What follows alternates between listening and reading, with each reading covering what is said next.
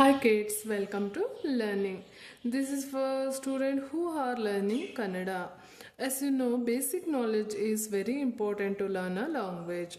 In Kannada language, basics are Kannada alphabet, Kannada Kagunita and Kannada Uttakshara.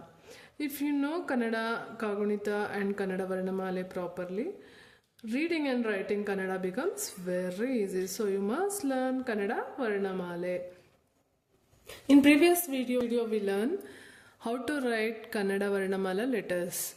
So the next letter is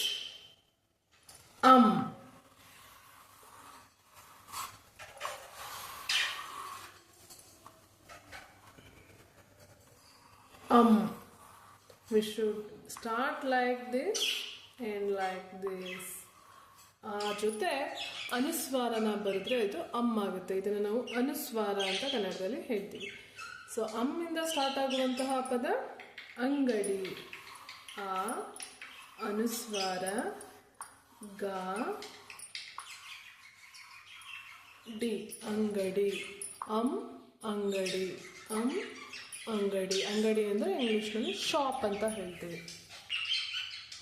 Kannada ತುಂಬ easy ಇದೆ, ಮನಸ್ಸಿಟ್ಟು ಕಲೀರಿ, ಆರಾಮಾಗಿ ಕಲಿಬೋದು. ಹೀಗೆ ಅಕ್ಷರಗಳನ್ನ ಒಂದೊಂದೇ ಕಲಿತಾ ಬಂದರೆ ಕನ್ನಡ ತುಂಬ ಈಸಿ ಅನಿಸುತ್ತೆ.